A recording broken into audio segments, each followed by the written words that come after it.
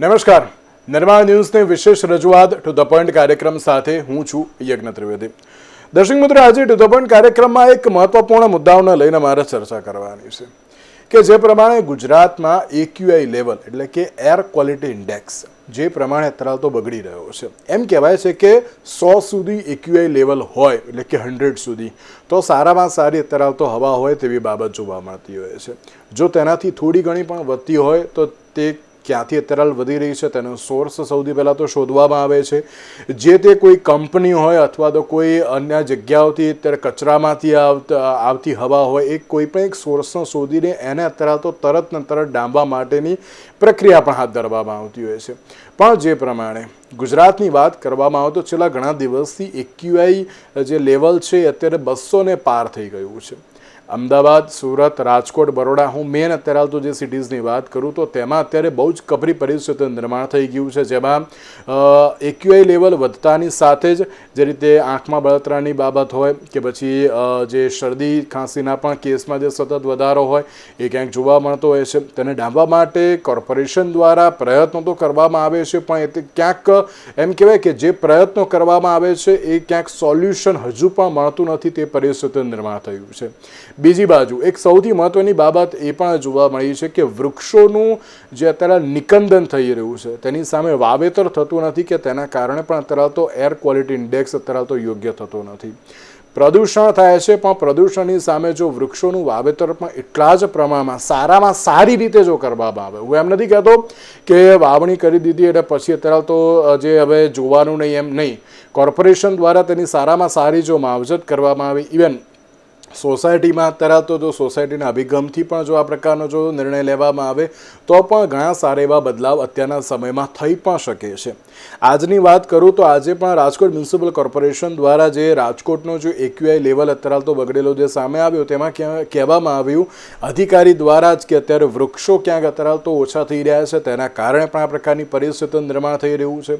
ત્યારે એક્યુઆઈ લેવલના વધવાના કારણો, તેને ડામવા માટેના ઉપાયો શું હોઈ શકે, કયા પ્રકારની પરિસ્થિતિ, તમામ મુદ્દાઓ પર ચર્ચા વિચારણા કરવી છે. આ ચર્ચા વિચારણા કરવા માટે અમારી સાથે જોડી ગયા છે ડૉક્ટર રોહન ઠક્કર કે જેઓ પર્યાવરણવિદ છે, સાથે સાથે ડૉક્ટર અભિષેક પ્રજાપતિ કે જેઓ પલ્મોનોલોજીસ્ટ છે. આ બંનેનું સૌથી પહેલાં તો સ્વાગત છે.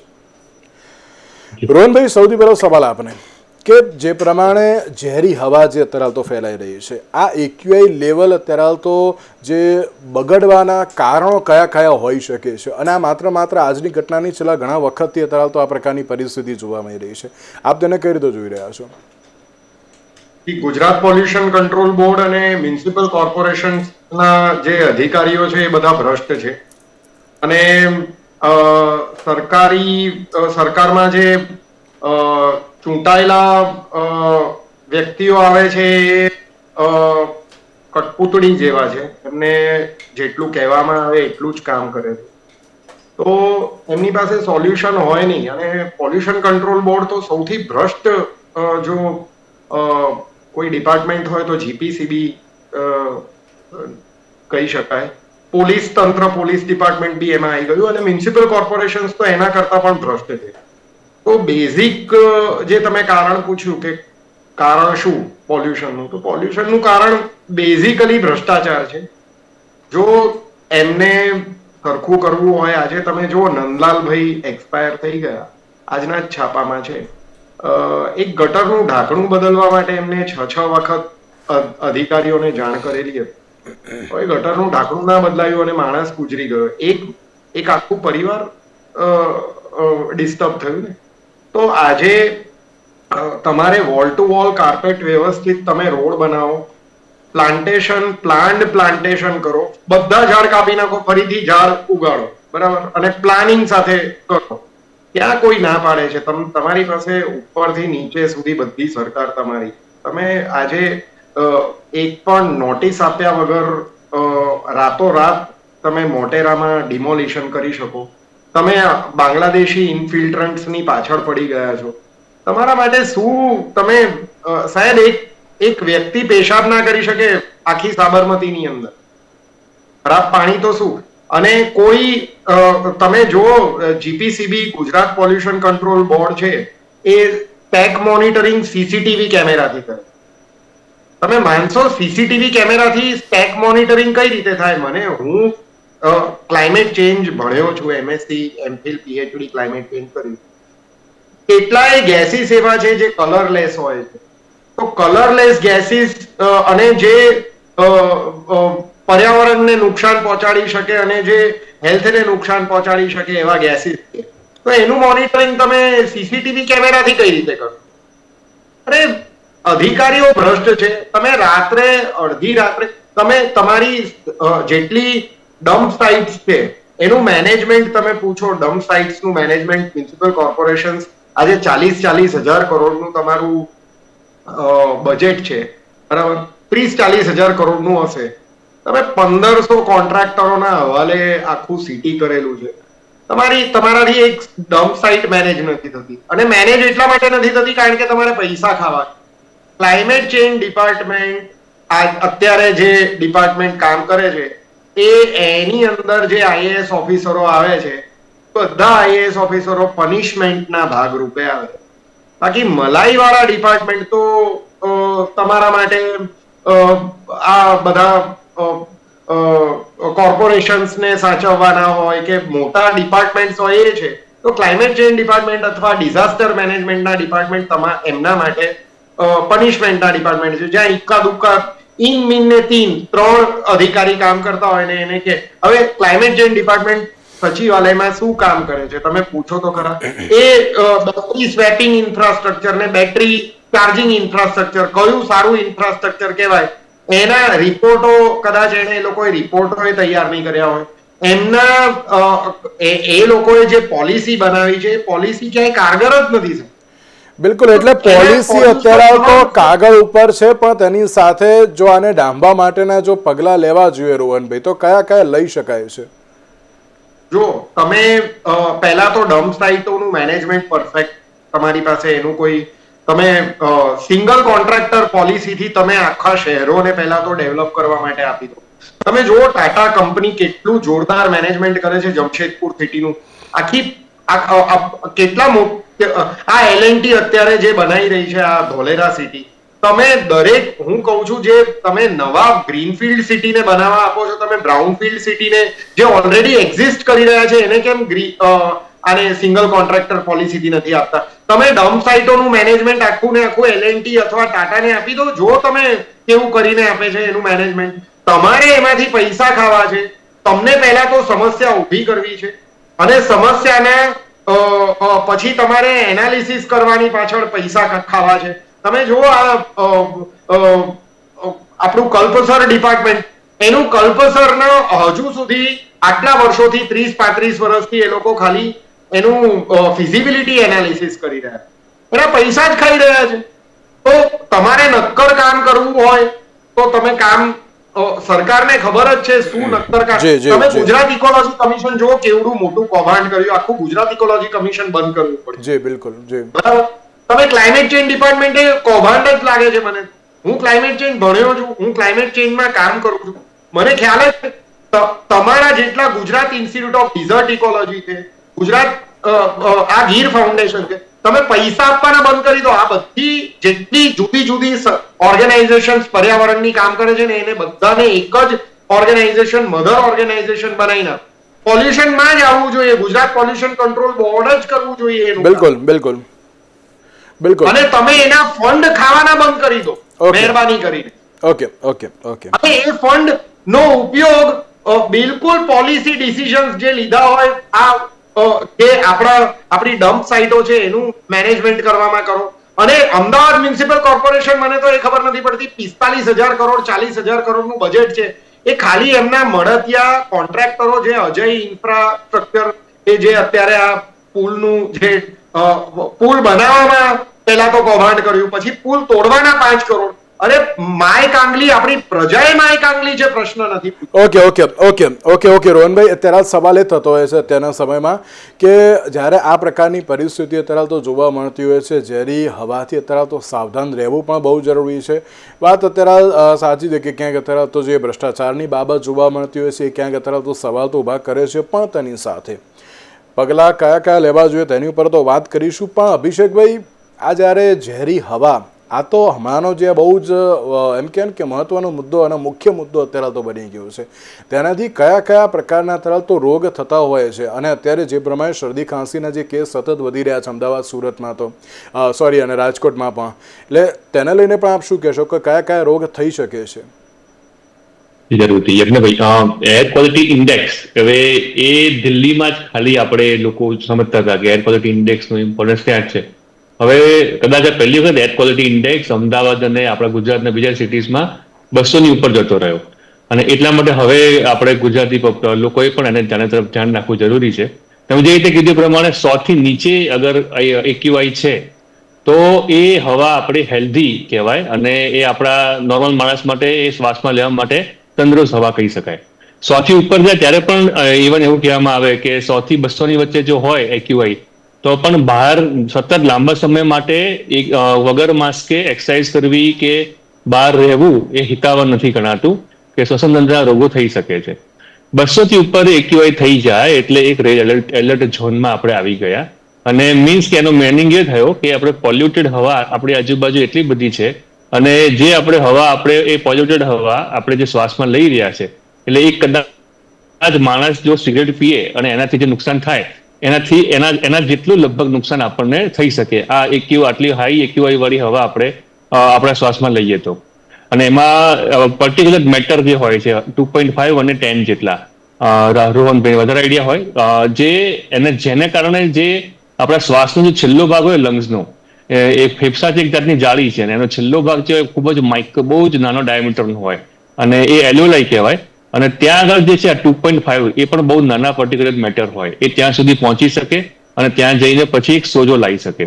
એટલે ફેફસાના જે ઓલરેડી જેના રોગ હોય છે ને દમ, અસ્થમા, એલર્જી, એ લોકો અને ફેફસાના બીજા રોગો છે, ILD છે, એવા લોકોને ડેફિનેટલી આ એટમોસ્ફિયરમાં વધારે એના એટેક આવે, જે અમે ઓલરેડી જોઈ રહ્યા છે. જે તમે કીધું આપણે કેસીસ વધી રહ્યા છે, અમે પણ છેલ્લા 10-15 દિવસથી ઓબ્ઝર્વ કરી જ રહ્યા છીએ કે જેને દમનો રોગ હતો, અસ્થમા હતા, એ લોકો એટેક લઈને ઘણા વધારે પ્રમાણમાં આવી રહ્યા છે. દિવસના 2-3 દર્દીઓને ICU એડમિટ કરવા પડે છે. એ કન્ડિશન લઈને આવી રહ્યા છે. ડેફિનેટલી લાસ્ટ યરની કમ્પેરમાં આ જે અત્યારે AQI વધ્યો છે એની અસર પેશન્ટના ઉપર પણ દેખાઈ તો રહી જ રહે. એટલે એને સમજવું જરૂરી તો છે જ. આ તો થઈ આપણે જેને ઓલરેડી ફેફસાના રોગો છે એ લોકોને થયું નુકસાન. જેને રોગો નથી ફેફસાના રોગો કોઈ, તો એવા લોકોને પણ આ વસ્તુ જે ધીમે ધીમે જે અંદર જાય આપણે શ્વાસમાં લઈએ તો એમને પણ દમનો રોગ પેદા થઈ શકે.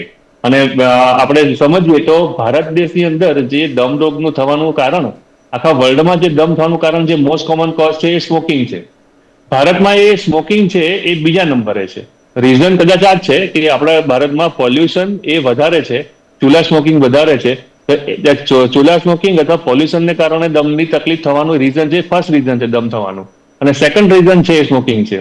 એટલે સમજવું ખૂબ જ જરૂરી છે કે ભાઈ જે માણસે કોઈ સ્મોકિંગ ના કરી હોય પણ સતત ઘણા વર્ષોથી આવી હાઈ AQI વાળી હવાની અંદર એને શ્વાસ લીધો હોય અને વર્ષોથી એવા સિટીમાં રહેતા હોય તેને પણ સિગરેટ કે બીડી પીધા વગર દમ નામનો રોગ થઈ શકે છે અને એમને પણ પછી રેગ્યુલરલી ફેફસાના નિશાન સાથે પંપની દવાની લેવાની અસર થઈ શકે છે. તો એક થાય ફેફસા રોગો અને બીજા પણ જે AQI જે હાઈ હોય અને પર્ટિક્યુલર મેટર આપણા બોડીમાં જાય તો ફેફસામાંથી પછી આ PM2.5 એ ખાલી ફેફસામાં નથી રહેતું, ત્યાંથી બ્લડમાં આપણે શોષાય છે અને બ્લડમાં જઈને પછી હૃદયના તકલીફ થાય, માનસિક સ્ટ્રેસના રોગો વધે, કિડનીની તકલીફ વધી શકે, લીવરની તકલીફ થઈ શકે અને જે સગર્ભા માતાઓ છે એમના બ્લડમાં જાય તો એ બાળકનો વિકાસ એમાં રૂંધાઈ શકે છે, જે બાળક જે આવવાનો છે. મીન્સ કે અને પછી માઇનર અમાઉન્ટમાં તો આખા બોડીમાં જેવી રીતે સ્મોકિંગની આડઅસર થાય છે આખા બોડીમાં, એ જ રીતે આ જે હાઈ ખરાબ ક્વોલિટીની એર આપણે બોડીમાં જાય ફેફસા માટે બ્લડમાં પડે એની આખા બોડીમાં પછી દરેક ઓર્ગનમાંથી અસર થઈ શકે છે. બિલકુલ સાચી વાત છે. અને એટલા માટે તેમ કહેવાય છે ને કે અત્યારે ફરી એકવાર માસ્ક પહેરીને નીકળવાની જે બાબત સામે આવી છે કે જો તમે અત્યારે હાલ તો કોઈ પણ સિટીમાં બહાર ફરતા હોય, કોઈ પણ ટાઈમે બહાર ફરો તો અત્યારે માસ્ક પહેરીને ફરો, કારણ કે તમારા માટે જ અત્યારે તો હિતાવહ બની ગયું છે.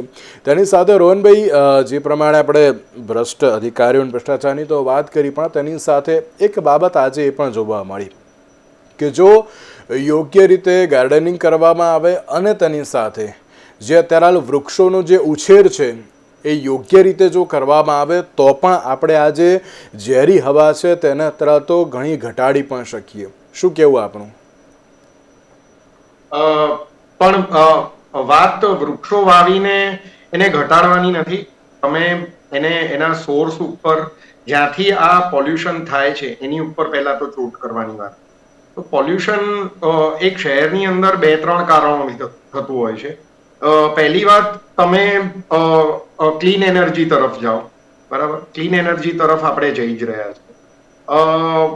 કામ ધીમું છે.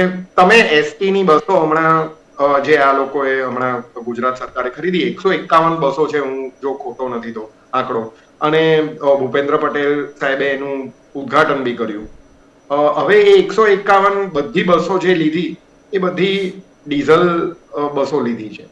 તો હું સરકારને એમ પૂછું છું કે તમે ઇલેક્ટ્રિક બસો પહેલા તો કેમ નથી લીધી, બરાબર. બીજી વસ્તુ, ઇલેક્ટ્રિક બસો જો લો તો એનું ચાર્જિંગ ઇન્ફ્રાસ્ટ્રક્ચર તમારી પાસે અત્યારે તો ગ્રીન એનર્જી છે, તમે ચાર્જિંગ એનું જે બસો છે એનું ચાર્જિંગ તમે ગ્રીન એનર્જીથી કરો, રાઈટ. હવે AMTS ની બસો છે, અમદાવાદ મ્યુનિસિપલ ટ્રાન્સપોર્ટ સર્વિસ એ આટલા વર્ષોથી ખાડે જાય છે. એ નુકસાન જ કરે છે. શું કામ નુકસાન કરે છે કઈ ખ્યાલ પડતો નથી. પૈસા ખાય જ છે એની અંદરથી, બાબુઓ ખાય છે, બધા ખાય છે પૈસા. આજ સુધી AMTS ની એક પણ બસ તમે મને કહો કે ઇલેક્ટ્રિક બસ કરી શક્યા છે? ના. ઇલેક્ટ્રિક બસો હજુ AC બસ બનાવવાની, AC બસો તો લાવવાની દૂરની વાત છે, ઇલેક્ટ્રિક નથી કરી શક્યા. તમે AMTS ની બસો બધી ઇલેક્ટ્રિક કરી નાખો, ST ની બસો ઇલેક્ટ્રિક કરી નાખો ને એના તમે ભાડા ઘટાડી નાખો, કારણ કે ઉર્જા તો તમને મફત મળે છે, બરાબર. અને બીજી વસ્તુ, તમે ડમ્પ સાઇટોનું મેનેજમેન્ટ વ્યવસ્થિત કરો, સ્મૂથ રસ્તા બનાવો, પછી તમે પ્લાન્ટેશન પરફેક્ટ કરો. તમે પોલ્યુશન આટલું જે 200 AQI ક્રોસ કરી ગયું છે એ થાય જ નહીં. અમદાવાદ શું, આવા રાજકોટ જેવા નાના શહેરો જો એની ચપેટમાં આવતા હોય તો એ પણ ના થાય. પ્લસ બીજી વસ્તુ, પછી તમે ઇલીગલ જેટલી ફેક્ટરીઓ, આ પિરાણા ડમ્પ સાઇટ, તમે વિચારો પિરાણાની જ આજુબાજુ કેમ બધી આ બધી ફેક્ટરીઓ ચાલે છે? ત્યાં બધી ફેક્ટરીઓ ગેરકાયદેસર ચાલે છે.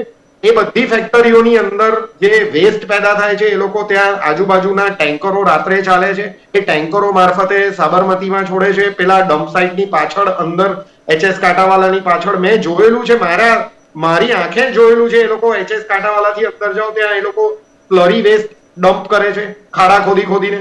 તમે બધી ફેક્ટરીઓ, જેમ તમે અત્યારે બાંગ્લાદેશી ઇનફિલ્ટ્રન્ટ્સ ઉપર તમે બુલડોઝરો ચલાયા, તમે એ રીતે જેટલી ગેરકાયદેસર ફેક્ટરીઓ છે એની ઉપર બુલડોઝર ચલાવો, જો તમને શું રિઝલ્ટ મળે છે.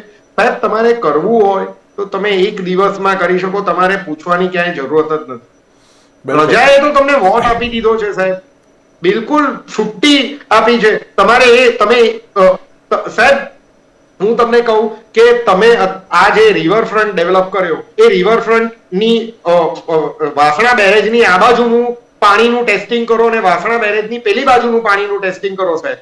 તમને ખ્યાલ પડી જશે કે હું શું કહેવા માંગુ. બિલકુલ સાચી વાત છે. અચ્છા, જેટલી ડમ્પ સાઇટ છે એ બધી નદીઓના કાંઠા ઉપર જ શું કરવા છે? કારણ શું? સરકાર એની ઉપર બધી ડમ્પ સાઇટોની ઉપર તવાઈ લાવી શકે. ડમ્પ સાઇટોનું મેનેજમેન્ટ તમે પ્રોફેશનલી કરાવડાવો. તમારી પાસે પૈસાની ક્યાં કમી છે સાહેબ? તમે ફોરેન થી લાવો કંપનીઓ, જો તમારી કંપનીઓ સક્ષમ ના હોય તો. બિલકુલ. એટલે કે ડમ્પ સાઇટ ને સૌથી પહેલા તો અત્યારે તો ક્લિયર કરવી જરૂરી છે. સાથે પાણીનું અત્યારે તો જે આ પ્રદૂષણ છે તેને પણ અત્યારે તો ક્લિયર કરો. પ્લસ જો electric bus, electric vehicles, sorry, તમારી બસો બધી ઇલેક્ટ્રિક કરી નાખો. હા, બિલકુલ. એટલે એનો જ કહું છું ને કે જો ઇલેક્ટ્રિક વ્હીકલ્સનો જો વધુમાં વધુ ઉપયોગ કરવામાં આવશે તો તેનાથી પણ ઘણો બધો ફાયદો અત્યારે થઈ શકે છે. અચ્છા યજ્ઞભાઈ, એક પોઈન્ટ રહી ગયો મારે. જી. LNG ઉપર અત્યારે બહુ જ સારું કામ થઈ રહ્યું છે, બરાબર. Okay. LNG Delhi Mumbai industrial corridor ઉપર જે બધી ટ્રકો ચાલે છે સાહેબ, તમે એને LNG માં ફેરવવાની કીટ જે છે એના ટેક્સીસ ઓછા કરી નાખો સાહેબ.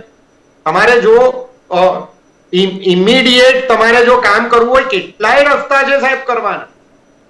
એ ટેકનિકલ પોઈન્ટ્સમાં હું ગયો નથી, કારણ Okay. કે આપણે બિલકુલ સામાન્ય માણસ સુધી વાત પહોંચાડવાની છે. બિલકુલ. જો ટેકનિકલી કામ કરવામાં આવે સાહેબ, એલએનજી ના તમે પંપનું ઇન્ફ્રાસ્ટ્રક્ચર, એલએનજી પંપની અવેલેબિલિટી, તમે એલએનજી ની અવેલેબિલિટી તમે ઈઝી કરી નાખો. ઇન્ફ્રાસ્ટ્રક્ચર એસ્ટાબ્લિશ કરવા માટે એલએનજી નું ઇન્ફ્રાસ્ટ્રક્ચર જે એસ્ટાબ્લિશ કરે એને તમે સબસિડી આપો. સાહેબ કેટલીય કંપનીઓ છે એલએનજી ની. બિલકુલ બિલકુલ એટલે કે જો અત્યારે તો આખા દિલ્હી મુંબઈ ઇન્ડસ્ટ્રીયલ કોરિડોર ઉપર સૌથી વધારે જે ટ્રકો છે એનો ધુમાડો તમે આરામથી ઓછો કરી શકશો. બિલકુલ સાચી વાત છે. બિલકુલ એટલે કે હવે ઓપ્શન્સ આપણી પાસે ઘણા બધા છે, પણ હવે તેનું યોગ્ય અમલીકરણ એ બહુ જરૂરી છે. રોહનભાઈએ કહ્યું ને કે ભ્રષ્ટાચાર વગરનું અમલીકરણ. Foundation, Gujarat institute of desert ecology, climate change department, અને આ બધાને તમે મર્જ કરીને એક જ ઓર્ગેનાઇઝેશન જીપીસીબી માં મર્જ કરી નાખો. કોઈ સેપરેટ તમારે પૈસા નાખવાની જરૂરત જ નથી પર્યાવરણ માટે. બિલકુલ સાચી વાત છે. એટલે કે હવે ક્યાંક અત્યારે યોગ્ય રીતે કાર્ય કરવું એ બહુ જરૂરી બની ગયું છે. અભિષેકભાઈ, હજુ પણ ક્યાંક એવી બાબત સામે આવતી હોય છે કે હજુ એમ કહે ને કે કરોડોનું આંધણ કર્યું, પણ તો પણ હજુ પ્રદૂષણમાં વધારો થાય છે. પણ આ જે ઝેરી દવાને કારણે ક્યાંક ક્રિટિકલ કેસ પણ અત્યારે તો બને છે ખરી? જરૂર છે આપણે યજ્ઞભાઈ. એટલે તમે ઝેરી ગેસને કારણે જે શ્વાસમાં થાય એની વાત કરી રહ્યા છો કે આજે નોર્મલ છે? હા, એટલે જે ઇન્ડસ્ટ્રીમાં જે હેઝાર્ડ થાય કે જેને કારણે આપણું કાર્બન મોનોક્સાઇડ પોઈઝનિંગ થઈ જાય અને એવી રીતે દર્દી આવે, એ રીતના કેસીસ AQI હાઈ હોય એને કારણે એ થવાના ચાન્સીસ બહુ મિનિમમ છે, અથવા તો નથી, અમે જોયા નથી, રિપોર્ટેડ પણ નથી. પણ હા, મેં જરૂરથી જે રીતે કીધા એ પ્રમાણે ડેફિનેટલી જે લોકોને ઓલરેડી દમ, અસ્થમા, એલર્જી છે એ લોકોને તો ડેફિનેટલી ધ્યાન રાખવું ખૂબ જ જરૂરી છે. એમણે જરૂરથી એમના ડોક્ટર જોડે જઈને એમના દવાના ડોઝ એડજસ્ટ કરાવવા જરૂરી થઈ જાય છે. અને નોર્મલ પબ્લિકની વાત કરીએ તો AQI જ્યાં હાઈ હોય, જે હવે મ્યુનિસિપલ કોર્પોરેશન લગભગ બધે બોર્ડ ઉપર AQI બતાવે છે કે આ એરિયામાં અત્યારે AQI આટલો છે, તો જ્યાં આગળ AQI વધારે બતાડે છે 180 ની ઉપર કે વસ્તુથી ઉપર હોય, ત્યાં ડેફિનેટલી માસ્ક રાખીને આપણે ફરવું હિતાવહ છે. માસ્ક અગર નથી તો એટલીસ્ટ આપણો જે રૂમાલ, હેન્ડકરચીફ હોય એના 4 લેયર નાખીને ઉપર આપણે થોડું પાણી નાખીને એ આપણે રાખીએ આપણે ફેસ ઉપર, તો આપણા જે આ પર્ટિક્યુલર મેટર જે હોય, એકદમ ઝીણા કણો હોય, એ આપણે ફેસમાં જતા રોકી શકીશું. જે આપણે આવી હવામાં જઈને બહાર આવ્યા છે અને પછી ઘરે આવીએ તો બધા જ લોકો માટે કે આવી રીતે ચલો આવી રીતે આટલું એક્સપોઝર થયું છે, તો આપણે જે કોવિડ ટાઈમે આપણે કહેતા હતા કે થોડોક આપણે ગરમ પાણીનો નાશ લઈ લઈએ, ગરમ પાણી ઉફળું પાણી પી લઈએ, તો ડેફિનેટલી આપણે અપર રેસ્પિરેટરી ઇન્ફેક્શન થતા રોકી શકીએ છીએ, અથવા તો થોડું એમાં રોક લગાવી શકીએ છીએ. તો આપણી આ નોર્મલ અવેરનેસની આપણે આ છે જે માહિતી, જે નોર્મલ પબ્લિકે હવે જોવું જોઈએ. એટલે મીન્સ કે જે ડિજિટલ બોર્ડ પર જ્યાં દેખાય છે AQI જ્યાં મોર દેન 200 હોય, ડેફિનેટલી ત્યાં આગળ આપણે વધારે સમય સુધી ત્યાં આગળ ખુલ્લા આપણા નાકથી માસ્ક વગર શ્વાસ લેવો બહુ હિતાવહ નથી, તે સમજવું ખાસ ઇમ્પોર્ટન્ટ છે. અને સાથે અભિષેકભાઈ, જ્યારે બાળકોની વાત કરવામાં આવે કે પછી વૃદ્ધોની વાત કરવામાં આવે, તેમણે અત્યારે તો ઇનિશિયલ લેવલ પર કેવી રીતના ખાસ સાવધાનીના પગલાં બહુ લેવા જરૂરી છે? હા, જે તમે સાવધાનીના પગલાં કીધું, હા, ઇમ્પોર્ટન્ટ. જે એક વસ્તુ આપણે સમજવી જોઈએ કે એક ઇમ્પોર્ટન્ટ કોઝ આપણું રીઝન હોય છે આ AQI વધવાનું, આપણું કંઈક એનો ટર્મિનોલોજી છે આઇડલિંગ. આપણે જે વ્હીકલ છે એનું આઇડલિંગ, જે આઇડલિંગ મીન્સ કે આપણે ટ્રાફિક સિગ્નલ પર જે ટ્રાફિક જ્યાં સુધી બંધ ના થાય, આપણે ગ્રીન લાઇટ ના થાય ત્યાં સુધી આપણે વ્હીકલ ચાલુ રાખતા હોય છે, એને આઇડલિંગ કે. તો એ આઇડલિંગ જે મીન્સ કે જે ટ્રાફિક સિગ્નલ હોય ત્યાં બહુ જ એક સામટા 500-600 જેટલા ચારે બાજુ જોઈએ તો વ્હીકલ હોય અને આઇડલિંગ કરે, ઉભા એમનું પેટ્રોલ બાળે જાય, તો એટલા એરિયામાં પોલ્યુશન ખાસું વધી જાય છે. તો એક ઇમ્પોર્ટન્ટ પ્રિવેન્ટિવ મેજર એવું પણ કહે છે કે આ આઇડલિંગ બંધ કરવું જોઈએ. મીન્સ કે જ્યારે આપણે સિગ્નલ દેખાય છે કે એટલીસ્ટ 200 સેકન્ડ કે 150 સેકન્ડ પછી આપણો ટર્ન આવવાનો છે, તો ત્યાં સુધી આપણું વ્હીકલ બંધ રાખીને ઉભા રહેવું જોઈએ. અને આવા idling zone means traffic signal zone એ આપણા સ્કૂલ એરિયાની આસપાસ ના જ હોવા જોઈએ કમ્પલસરી. કે એ સ્કૂલની આજુબાજુ જે ટ્રાફિક સિગ્નલ હોય નજીકમાં, તો ત્યાં આઇડલિંગ વધારે થવાનું, મીન્સ કે ત્યાંની આજુબાજુની એર વધારે પોલ્યુટેડ થવાની, ત્યાં AQI વધારે થઈ શકવાની શક્યતા વધે છે. અને એને કારણે કે નાના બાળકોમાં શું હોય છે કે ઇમ્યુનિટી ઓછું એવું નથી હોતું, પણ નાના બાળકોની શ્વસન તંત્રની જે રચના હોય છે એવું હોય છે કે જે નાક અને ફેફસા સુધીનો જે ડિસ્ટન્સ એ ઓછું હોય. મીન્સ કે તેને કારણે કે જે આપણું જે પોલ્યુટેડ એર કે ધુમાડો કે જે જાય એની ફેફસા પર અસર થોડીક જલ્દી થઈ શકે છે, અને જેને કારણે એલર્જી, અસ્થમા અને લોંગ ટર્મથી નાનપણથી એને આવી ક્વોલિટીવાળી એર કે ધુમાડાનું એક્સપોઝર રહે તો એ જ્યારે યંગ એજમાં આવે તો એજડ થાય તો તેને કદાચ જલ્દી નોર્મલ માણસથી કમ્પેરમાં અર્લી એજ પર એને આ દમની તકલીફ કે એલર્જી વધવાના કેસીસ એને થઈ શકે છે. તો ડેફિનેટલી બાળકો માટે બાળકના સ્કૂલની એરિયાની આસપાસ આ આઇડલિંગ ઝોન મિનિમમ હોવા જોઈએ અને જો એ છે તો ડેફિનેટલી ત્યાં આગળ આઇડલિંગ ન થાય એનું બહુ કડકતાથી એનું થવું જોઈએ કંટ્રોલ. તો એ આપણે ધ્યાન રાખવું જરૂરી છે. બિલકુલ બિલકુલ સાચી વાત છે. અને હવે જોવાનું એ રહ્યું કે કોર્પોરેશન દ્વારા અત્યારે કહેવામાં તો આવ્યું છે કે ના આને અટકાવવા માટે અને ઘટાડવા માટેના તમામ પગલાં લેવામાં આવશે. કઈ રીતના પગલાં લેવામાં આવશે તો આવનારો સમય જ બતાવશે. પણ તેની સાથે આપણે આપણી પોતાની હેલ્થ અત્યારે તો જે સૌથી મહત્ત્વની છે તો આપણે જાતે જ અત્યારે તો અમુક ઇનિશિયલ્સ લઈએ પણ બહુ જરૂરી છે. અભિષેકભાઈએ પણ જે પ્રમાણે કહ્યું કે અમુક જગ્યાએ જે પોતે હવે ફરી એકવાર માસ્ક પહેરવું પણ બહુ જરૂરી છે અને સાથે જો સાવચેતી આપણે પોતે રાખીશું એ આપણી જ હેલ્થ માટે ઘણું સારું એવું છે. રોહનભાઈ, અભિષેકભાઈ, આ બંને અમારી સાથે જોડાયા, બંનેનો ખૂબ ખૂબ આભાર. તો દર્શક મિત્રો, આજના વિશેષ કાર્યક્રમમાં મને આપશો છે. નમસ્કાર.